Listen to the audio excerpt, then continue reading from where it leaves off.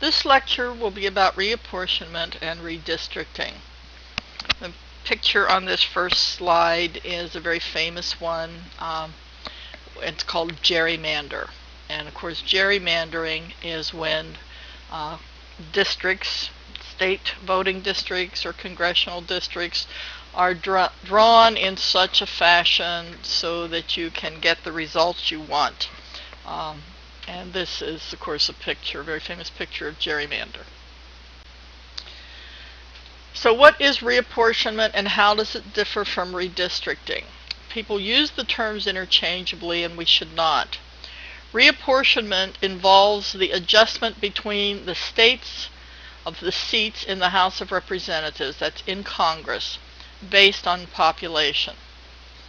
In this, the district boundaries do not change, but the number of members per district does change. And the U.S. Constitution requires that representatives to Congress be apportioned among the states on the basis of population, according to the census that takes place every 10 years. So what this means is, as the population within a state changes relative to other states, the number of representatives you have in Congress will change. Now, the membership of the House of Representatives changes every decade right after the census, and each state receives the number of members based on its population. Since 1911, there have been 435 members in the U.S. House of Representatives. So that's for the last 100 years.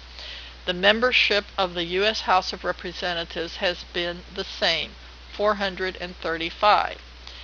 But of course, that changes. Those 435 are drawn from different states depending on how the population has changed. And California has a lot more population now than it did in 1911. Our population is one of the ones that has grown a lot. And so we have a lot more representatives now than we did 100 years ago, which means somebody else had to lose that number of representatives. Right now, California has 53 members in the House of Representatives, and then of course we have 2 senators. Every state has 2 senators. So we have 55 electoral votes in the presidential elections. Redistricting is the process that takes place within the state, when the state has to equalize its districts and has to equalize its congressional districts, and it also has to equalize its state legislature districts. This again takes place every 10 years. And so once we find out how many members we have and where our population is, the lines will need to be redrawn within the state. I mentioned Baker v. Carr and Reynolds v. Sims in a previous lecture. 1962, the Supreme Court decided that the U.S. Constitution requires a one-person, one-vote standard for both federal and state redistricting. And that, of course, is why our federal plan for senators fell apart in California.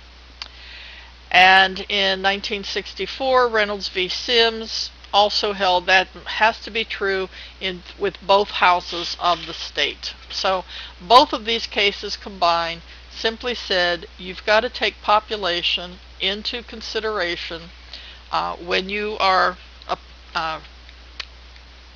setting up your districts.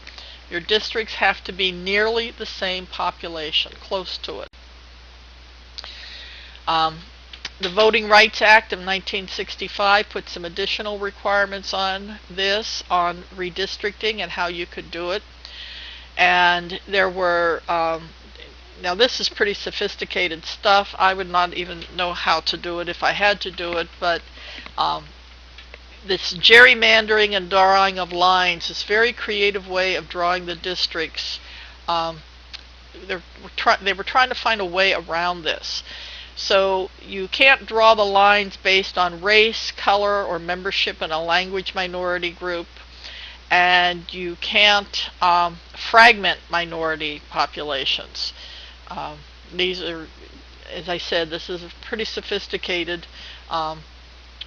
People that know how to do this are certainly politically more active than I have ever been about drawing the lines so that you get just the people you want within the district that you want, people that you know are going to vote a particular way.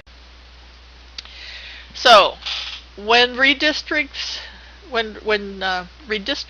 is done, the goal is that the districts should be reasonably equal in population.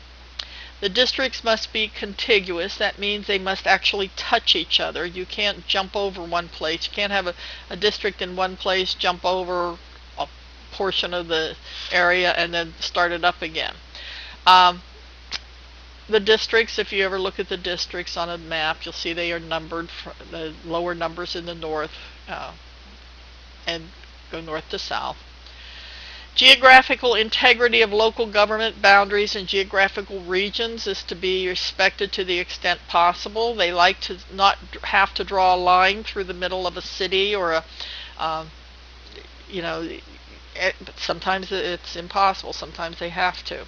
And communities of interest. That means, rural communities have certain interests, urban communities have other interests, and so all of these are part of the redistricting requirements. Here's that packing and cracking that I talked to you about. Packing is when minority voters are concentrated in districts at high levels. So you say, okay, well, we have a high minority voter in this area, so we'll just draw the lines around them and we'll keep them in that one spot. And cracking, which is, okay, we have this body of minority voters, we'll draw a line through them and we'll split them into two, so that way they won't be so powerful. Both of these are violations.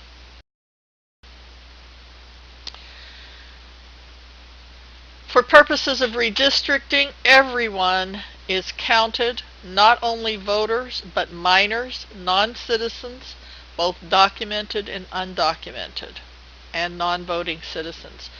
So when they do the census every 10 years, this is why they're trying so hard to get everybody, including the non-documented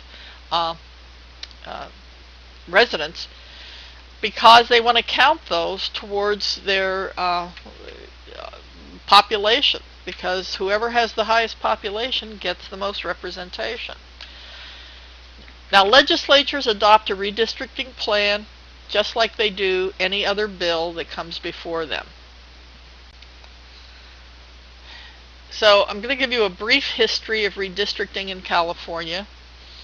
In 1970, we had, of course, had the 1970 census. We had a Republican governor, Reagan, and we had a Democratic legislature. And the Democratic legislature kept drawing up a redistricting plan, and Reagan vetoed every one of them. And the reason Reagan voted against each one of them is because they favored the Democrats. And finally, after a couple of tries, the state Supreme Court appointed 3 retired judges who sat on a panel as special masters, and this panel of judges created the new districts. In 1980, the legislature was still under Democratic control. Phil Burton of San Francisco drew up a plan that was very favorable to the Democrats, and the Republicans were gerrymandered out. Burton admitted that this was what he had done. Essentially, he called his plan "My Contribution to Modern Art." That's how outlandishly the lines were drawn. The Republicans fought back and put an issue on the ballot as an initiative, but Burton came up with a second plan, and it got signed into law by Jerry Brown his last day in office previously when he was a governor. 1990, we have pretty much the same thing as happened under Reagan. We have the legislature drawing up plans, Wilson vetoing them. It happened a couple of times.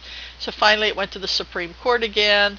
The masters were appointed, and then they came up with a plan that finally got voted on. Today, redistricting in California has changed, and this is a very recent change. In the past, as we mentioned, California's constitution mandated that the redistricting process be done by the state's legislature. This has now been modified, and redistricting is now done by commission in California. And one of your assignments this week is going to be to go to the website of this California Commission and look at what they do and essentially who is on this commission. These are very important people. They have been taken. They are non-professional, non-politicians that have been selected and serve on this redistricting commission to redraw the lines.